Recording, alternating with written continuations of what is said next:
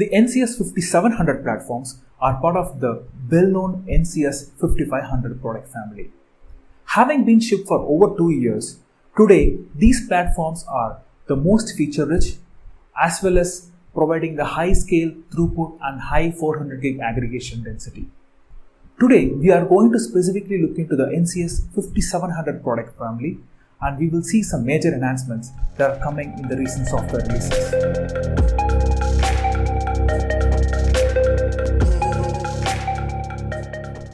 The NCS 5700 refers to the 400 gig capable fixed and modular platforms. We are seeing huge adoption of the 5700 platforms for the past few years, especially with the classic timing capabilities that's introduced.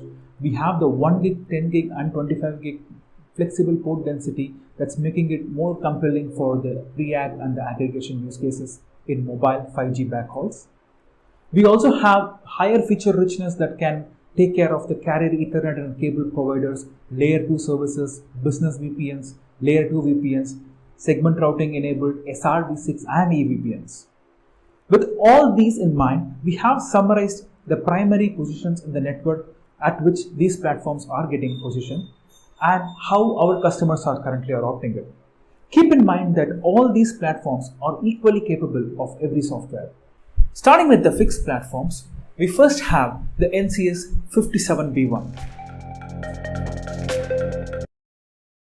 The NCS 57B1s offer high density 100 gig aggregation ports. They can offer up to 13 100 gig ports and also up to 6 400 gig ports. They are available in both base and the scale variant.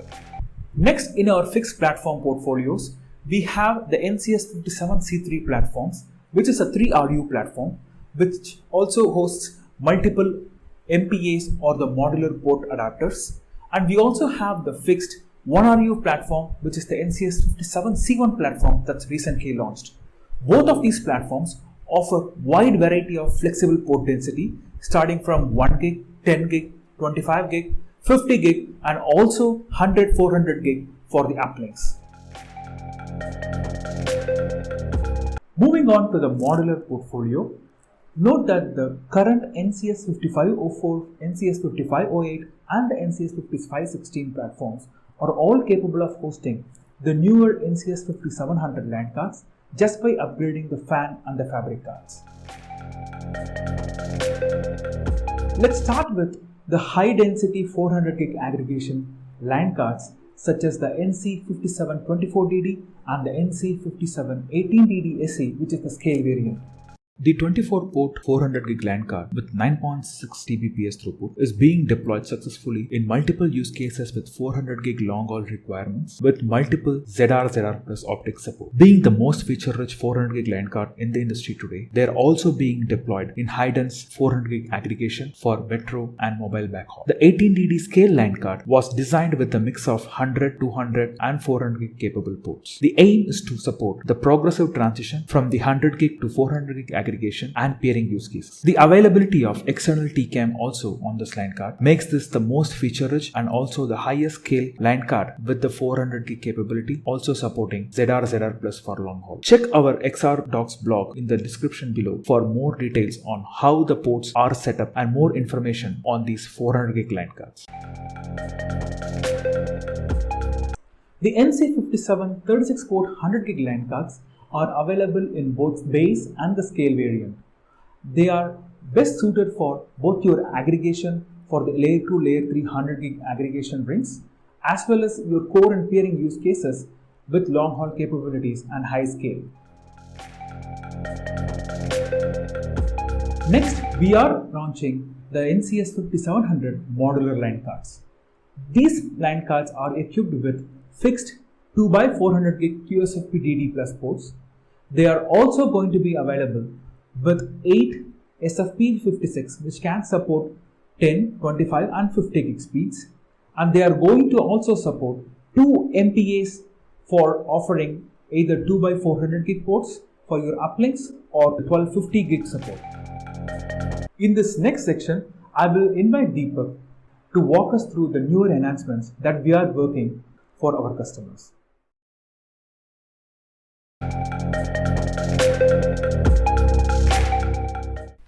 Thank you, Akshay, for providing a holistic view on our product portfolio and touching upon the latest innovations and the enhancements with our NCS 5500 and 5700 products. Today, I'll be talking upon one such important enhancement which has brought agility in our product positioning.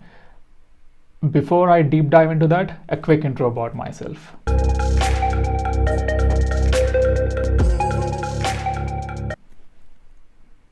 Hey, I'm Deepak. I'm a part of technical marketing, mass scale infrastructure group, Cisco.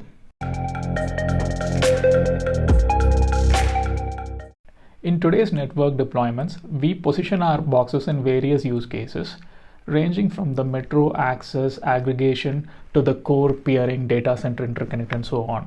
And for all these use cases, they come with their own interesting set of feature asks and most importantly, the scale requirements. Let's take peering for an example. When we deploy our boxes as a high density peering edge, it comes with a lot of layer 3 scale ask, especially on the high routing table scale, the BGP session scale, and also security features like the ACLs, flow spec, VRF, and so on. If you look at the business aggregation or the carrier Ethernet use cases, they are layer 2 rich and they come up with scale asks on the MAC scale or the bridge domain scale or the BVI scale and many more. So it's obvious that for these different use cases the requirements are not the same, right? The biggest question is, how can we deploy the same product catering to all these different use cases with different scale requirements? Well, we have a magical solution for that in the form of modular databases or MDB profiles.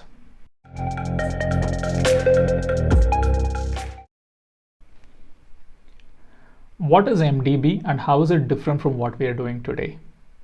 In the routers, we have different databases for different purposes. Example, for storing the label information, for storing the prefix information or the ACEs and so on.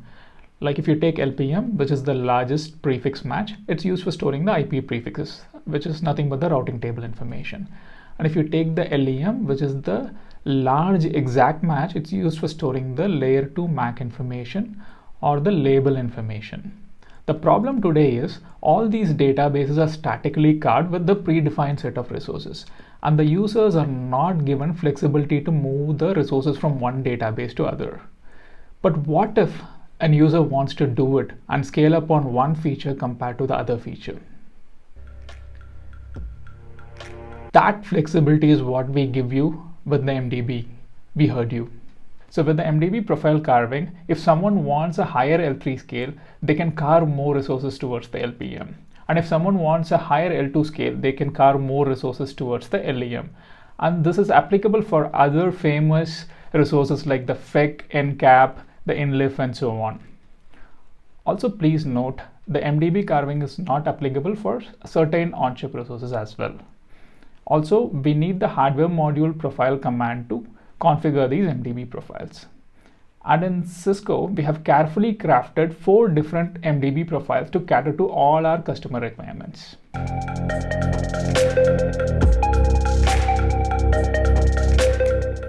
Those 4 MDB profiles are L3 Max, L3 Max SC, L2 Max, and L2 Max SC. They are supported from the release XR761 onwards on the NCS 5700 based fixed and modular platforms operating in the native mode. The SE profiles are tailored towards the TCAM variants, while the non-SE profiles are tailored towards the non-TCAM base variants. Please note, all these MDB profiles were developed without compromising on the XR feature parity. All these profiles support all the XR features with proper resource allocation done. Like in the case of L3 profiles, we have enough resources allocated for the L2 features to cater to the multi-service edge kind of deployments. While for the L2 profiles, we have given adequate resources to the L3 features to cater to the carrier Ethernet kind of deployments.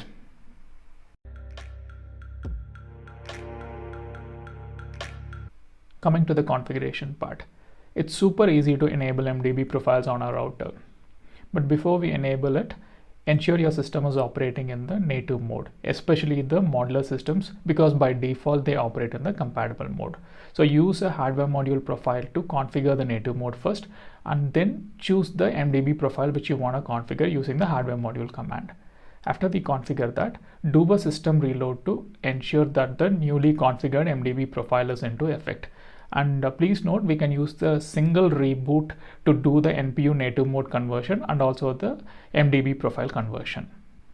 We have show commands to check the configured NPU operating mode and also the configured MDB profiles. We also have show commands to check the resource carving for some of our important databases. And also we have the Broadcom view of it. With this, we come to the end of the session. Thanks for watching our session on the NCS 5500, 5700 portfolio enhancements and MDB profiles. If you have more queries, please feel free to reach out to our team, and also do refer to our iOS XR docs. Thank you.